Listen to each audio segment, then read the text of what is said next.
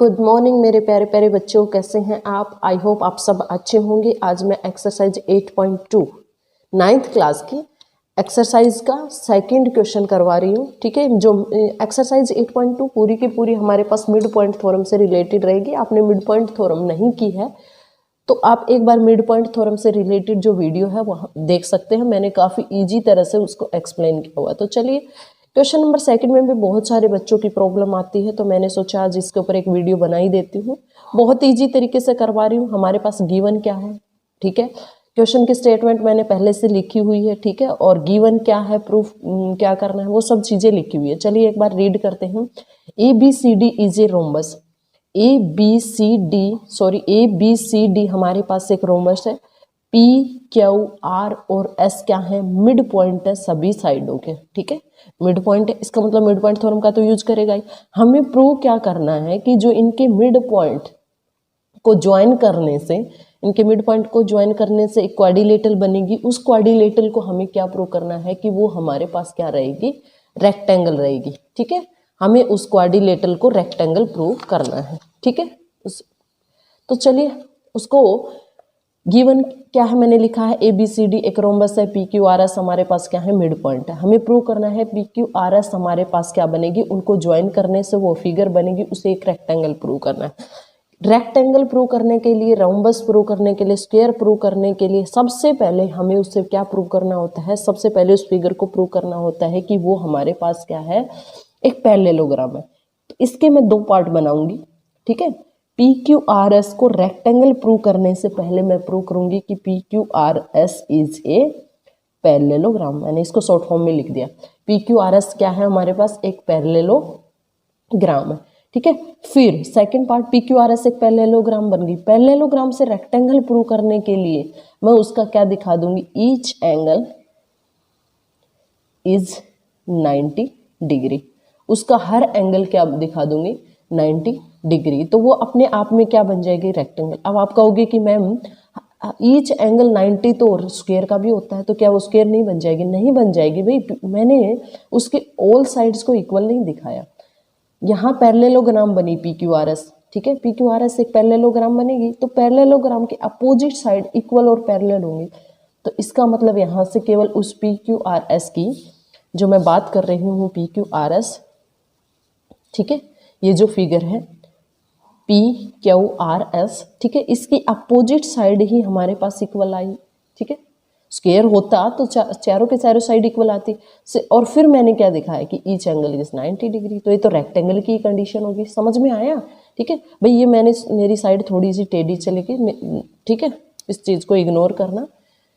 चलिए करते हैं प्रूफ को। तो सबसे पहले हमें क्या ध्यान में रखना है कि PQRS को मुझे क्या प्रूव करना है, एक पैरेललोग्राम। पैरेललोग्राम प्रूव करना है तो सबसे पहले हमें मिड पॉइंट थ्योरम का यूज ही करना है। जब मिड पॉइंट दे देना तो सोच लेना कि वहां पे मिड पॉइंट थ्योरम का यूज होगा। मैं कौन सी ट्रायंगल ले लूँ एक मिनट के लिए, ADC। आप लोग देख पा रहे होंगे ADC के अंदर, ADC के अंदर R और S मेरे पास क्या है, मिड पॉइंट है। इसका मतलब मैं मिड पॉइंट थ्योरम का यूज करूंगी। तो ट्रायंगल लेती हूँ, इन ट्रायंगल ADC के अंदर क्या है, S and R are mid point. ठीक है, S और R क्या है, मिड पॉइंट है। किस साइड के हैं वो मैं बार बार नहीं लिखूंगी। S और R मिड पॉइंट है, तो मैं मिड पॉइंट थ्योरम से, बाय मिड पॉइंट थ्योरम,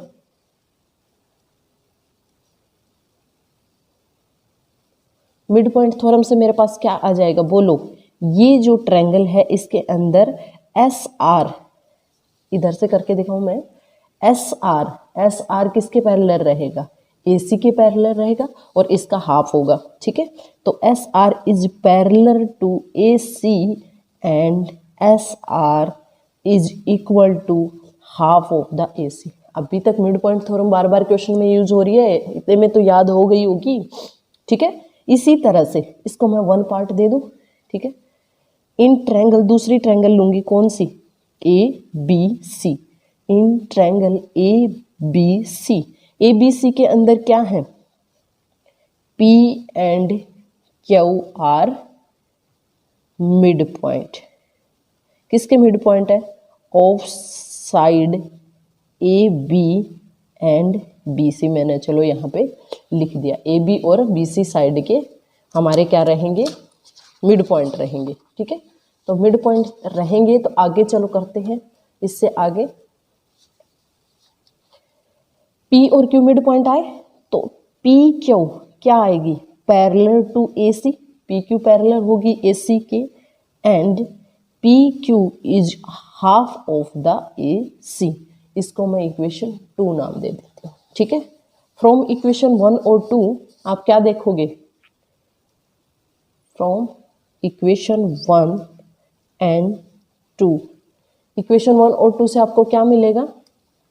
देखो, एस आर पैरेलल है AC के और PQ भी क्या है? पैरेलल है AC के। मैं दोबारा दोनों को एक बार इकट्ठा लिख देती हूँ। S R is parallel to AC and S R is equal to 1/2 of AC।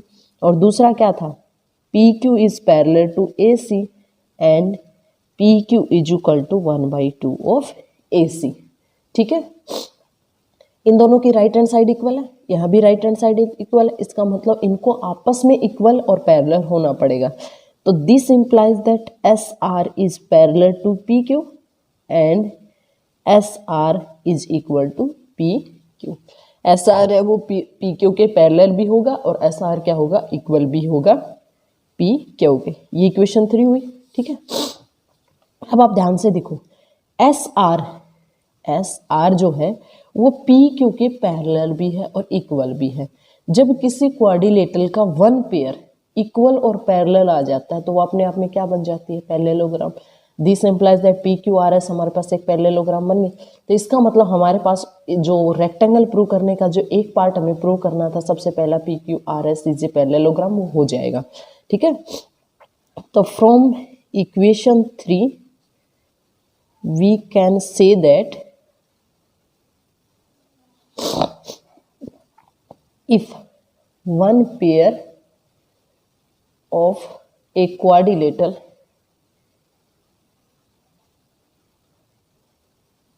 are equal and parallel then it becomes a parallelogram. ठीक है, ये आप लोग पढ़ के आ चुके हो पीछे। ठीक है, तो ये पैरेललोग्राम बन जाएगी। तो मैं क्या कहूँ? PQRS is a parallelogram. PQRS मेरे पास क्या हो गई? पैरेललोग्राम हो गई। अब हमें क्या दिखाना है? इसका ईच एंगल 90 डिग्री का दिखाना है। ईच एंगल 90 डिग्री दिखाने के लिए चलिए मैं सेकंड पेज पे करती हूँ इसको आगे। ठीक है, हमें इसका हर एंगल 90 डिग्री का दिखाना है। सेकंड सिर्फ यही बचा हमें, इसका ईच एंगल को 90 डिग्री दिखा दो। अच्छा मुझे ये बताओ, जब पी क्यू पैरेलल है, इधर से देखोगे तो बी डी के। ठीक है, पी क्यू आर एस को पैरेललोग्राम तो प्रूव कर दिया, लेकिन अब हमें क्या प्रूव करना है? उसको रेक्टेंगल प्रूव करने के लिए हमें उसको क्या दिखाना पड़ेगा कि उसका हर एंगल कितने डिग्री का होता है? हर एंगल उसका 90 डिग्री का होता है। इसको प्रूव करने के लिए मैं क्या करूं?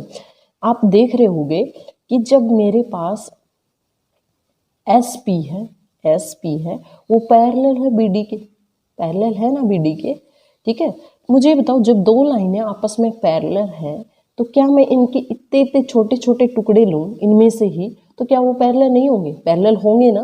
तो मेरे पास पहले से ही पीछे से आया है कि एस पी जो पैरेलल है बी डी के by mid point theorem. Mid point theorem.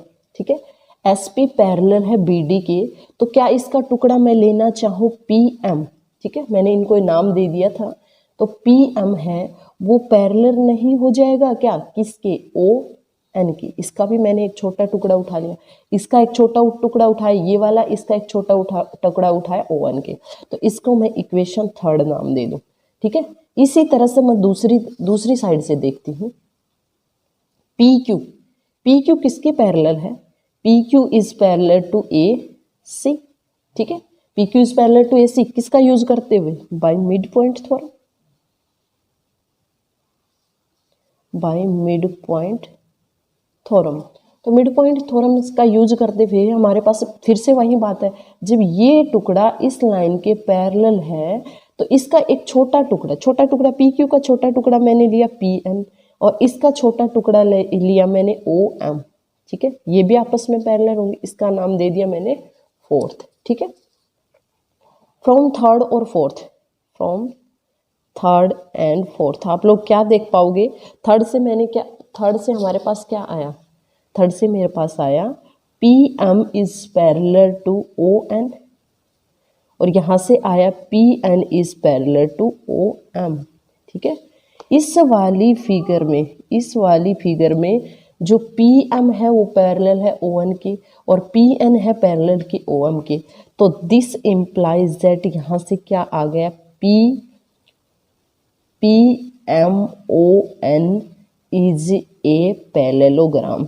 ठीक है, आप ये कहोगे मैम हमें तो पी क्यू आर एस को एक रेक्टेंगल प्रूव करना था, आप क्या लेके चल पड़े। भाई इसको प्रूव करने के लिए, इसके हर एंगल को 90 डिग्री प्रूव करने के लिए मुझे ये करना पड़ेगा। ठीक है, बाकी हम इस तरह से बहुत सारी बुक्स में अलग अलग तरीके से दिया हुआ, कुछ टीचर ऐसे भी कराते हैं जब किसी पैरेललोग्राम के डायगोनल इक्वल हो जाते हैं, तो वो अपने आप में रेक्टेंगल बन जाती है। तो ये आप 8.1 की थ्योरम है वहां से करके आ चुके हो, तो आप लोग इसके डायगोनल को इक्वल दिखा सकते हो। ठीक है, लेकिन मुझे ये इजी तरीका लगा क्योंकि हम मिड पॉइंट थ्योरम का यूज कर रहे हैं, तो मैंने इसी तरीके से इसको करवाना इजी समझा। मुझे ये बताओ, ये वाली फिगर मेरे पास एक पैरेललोग्राम बन गई।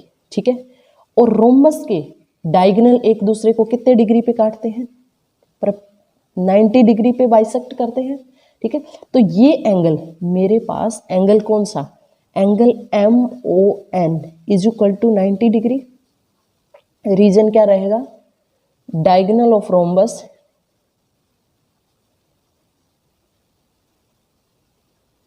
diagonal of a rhombus bisect each other at 90 degree. ठीक है, और जब हमारे पास P M O N is a parallelogram है, तो पैरेललोग्राम की अपोजिट साइड इक्वल होती है, अपोजिट एंगल इक्वल होते हैं। दिस इम्प्लाइज दैट हमारे पास क्या आया, मैं इस एंगल की बात करना चाहूँ। ठीक है, क्योंकि करने को मैं ये भी कर सकती थी, लेकिन मुझे तो पी क्यू आर एस का एंगल चाहिए ना। तो this implies that angle O क्या नाम दूं, M P N is equal to 90 degree. क्यों, रीजन क्या, opposite angle of a parallelogram are equal. तो पैरेललोग्राम के अपोजिट एंगल इक्वल हो गए। दिस इंप्लाइज दैट हमारे पास क्या आया, ये एंगल कौन सा बात की मैंने, एम पी एन की, ये 90 डिग्री का आ गया। तो ये हमारे पास किसका भी angle, P Q R S जो पैरेललोग्राम है उसका भी तो एंगल है। This implies that angle P is equal to 90 degree. Angle P 90 degree का हो गया, तो पी 90 डिग्री का हो गया, तो हमारे पास पी 90 होगा, तो क्यों आर अपने आप में 90 होगा, क्योंकि पैरेललोग्राम के और के हर यही तो अभी तक तो रेक्टेंगल बनी नहीं है ना, पैरेललोग्राम के अपोजिट एंगल इक्वल होते हैं, तो इसका मतलब आर भी 90 का होगा, एस क्यू भी 90 का होगा, और एस भी कितने का होगा, 90 डिग्री का। This implies that each angle of a parallelogram P Q R S is 90 degree. ठीक है, this implies that P Q R S is a rectangle. तो पी क्यू आर एस हमारे पास क्या बन गई, एक रेक्टेंगल। हैंस प्रूव्ड, यही तो प्रूव करना था, हमें यही तो प्रूव करना था।